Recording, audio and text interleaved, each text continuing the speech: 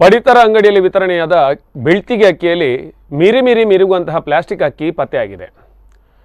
ಕಾರ್ಕಳ ತಾಲೂಕಿನ ಬೆಳ್ಮಣ್ ಪಂಚಾಯತ್ ವ್ಯಾಪ್ತಿಯ ಈ ಒಂದು ಪಡಿತರ ಅಂಗಡಿ ಏನಿದೆ ಅಲ್ಲಿ ಒಂದು ಪ್ಲಾಸ್ಟಿಕ್ ಅಕ್ಕಿ ಪತ್ತೆಯಾಗಿದೆ.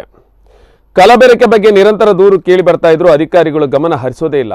ಬೇಸತ್ತ ಜನ ಪಂಚಾಯತ್ಗೆ ದೂರು ನೀಡಿದ್ದಾರೆ. ಎಲ್ಲರ ಒತ್ತಡಕ್ಕೆ ಕಟ್ಟುಬಿದ್ದ ಅಧಿಕಾರಿಗಳು ಪರಿಶೀಲಿಸಿದಾಗ ಅಕ್ಕಿ ಜೊತೆ ಪ್ಲಾಸ್ಟಿಕ್ ಅಕ್ಕಿ ಪತ್ತೆಯಾಗಿದೆ. ಪ್ಲಾಸ್ಟಿಕ್ ಅಕ್ಕಿ ಬಗ್ಗೆ ಸುದ್ದಿ ಆಗುತ್ತಲೇ ಇರುತ್ತೆ.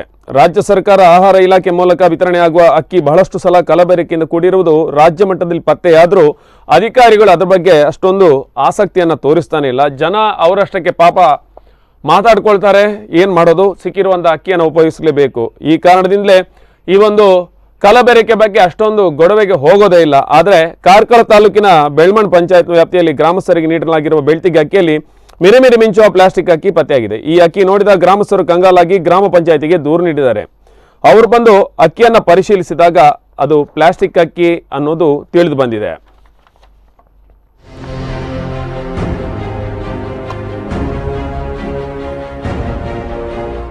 ಈ ಬಗ್ಗೆ ಹೆಚ್ಚಿನ ಮಾಹಿತಿ ನೀಡೋದಕ್ಕಾಗಿ ನಮ್ಮ ಬೆಳ್ಮಣ್ ಪ್ರತಿನಿಧಿ ಉದಯ್ ಮುಣ್ಕೂರ್ ಅವರಿದ್ದಾರೆ. ಅವರನ್ನೇ ಮಾತಾಡ್ಸೋಣ. ಹಲೋ ಉದಯ್ ಮುಣ್ಕೂರ್ ಅವರೇ, ನಮಸ್ತೆ. ಉದಯ್ ಅವರೇ, ಅಕ್ಕಿಯೇ ಸಿಗೋದು ಕಷ್ಟ, ಬಹಳಷ್ಟು ಕಷ್ಟ ಪರಿಸ್ಥಿತಿಯಲ್ಲಿ ಇದ್ದೀವಿ ನಾವೆಲ್ಲ. ಪಾಪ ಮಧ್ಯಮ ವರ್ಗದ ಜನ, ಬಡ ಜನರಿಗೋಸ್ಕರ ಪಡಿತರ ಅಕ್ಕಿ ವ್ಯವಸ್ಥೆ ಮಾಡಿದೆ. ಅದರಲ್ಲಿ ಒಂದಷ್ಟು ಬೆಳ್ತಿಗೆ ಅಕ್ಕಿಯನ್ನು ಕೊಡ್ತಾ ಇದ್ದಾರೆ ಸರ್ಕಾರ.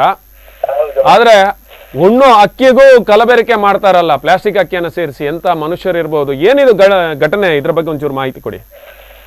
ಈಗ ನಮ್ಮ ಕಾರ್ಕಳ ತಾಲೂಕಿನ ಅಂತ ಪಡಿತರ ಚೀಟಿ ಅಂಗಡಿಯಲ್ಲಿ ಕಲಬೆರಕೆ ಬೆಳ್ತಿಗೆ ಅಕ್ಕಿಯೊಟ್ಟಿಗೆ ಪತ್ತೆಯಾಗಿದೆ.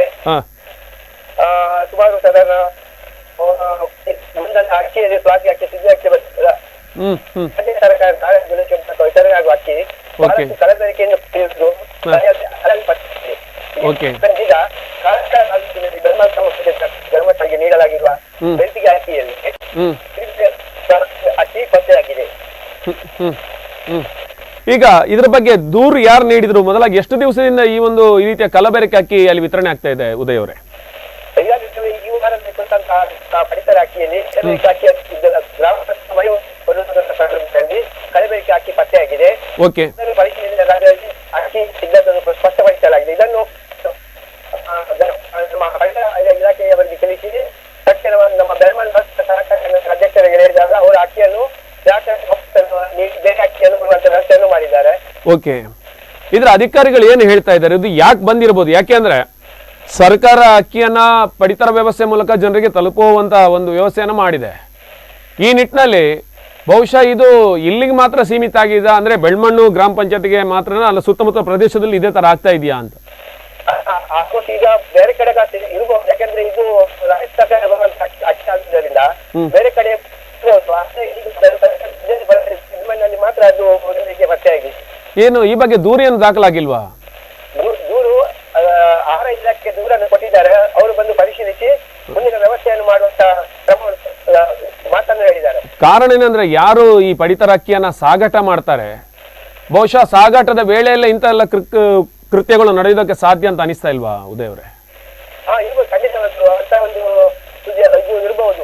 ಯಾಕೆಂದ್ರೆ ಈಗ ಕಲಬೆರಕೆ ಅಕ್ಕಿ ಮಾಡಿ ಜನರಿಗೆ ಒಂದು ಕೊರೋನಾ ಸಂದರ್ಭದಲ್ಲಿ ಬಹಳಷ್ಟು ಕಷ್ಟಗಳ ಪರಿಸ್ಥಿತಿ ಸಂದರ್ಭದಲ್ಲಿ ಈ ಹಣ ಮಾಡುವ ದಂಧೆಯಲ್ಲಿ ತೊಡಗಿರುವಂತ ಕೆಲವು ಜನಗಳು ಇಂಥ ಒಂದು ಅಕ್ಕಿ ಬೆರಕೆ ಮಾಡುವಂತ ಅನುಮಾನ ಕೂಡ ಕಂಡು ಬಂದಿದೆ. ಉದಯ್ ಅವರೇ, ಈಗ ಇರೋ ಪ್ರಶ್ನೆ ಏನಂದ್ರೆ, ಒಂದು ಪಡಿತರ ಅಕ್ಕಿ ಎಲ್ಲಿಂದ ಸರಬರಾಜು ಆಗ್ತದೆ ಅಲ್ಲಿ ಗೋಡೌನಿಂದ ಒಂದು ಇಂಥ ಘಟನೆಗಳು ನಡೆಯಬೇಕು.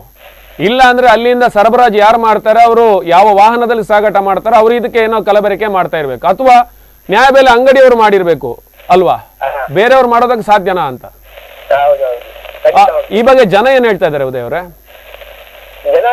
ಜನಗಳಿಗೆ ಏನು ಮಾಹಿತಿ ಗೊತ್ತಿರುವುದಲ್ಲ. ಇದಾದ್ರೆ ಇದು ನಮ್ಮ ಪಡಿತರ ಇದರಲ್ಲಿ ಕಲಬೆರಕೆ ಮಾಡುವಂತ ಸಾಧ್ಯತೆ ಇರುವುದಿಲ್ಲ.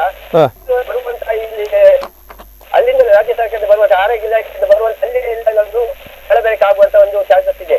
ಓಕೆ, ಮಾಹಿತಿಗಾಗಿ ಧನ್ಯವಾದಗಳು ಉದಯ್ ಅವರೇ.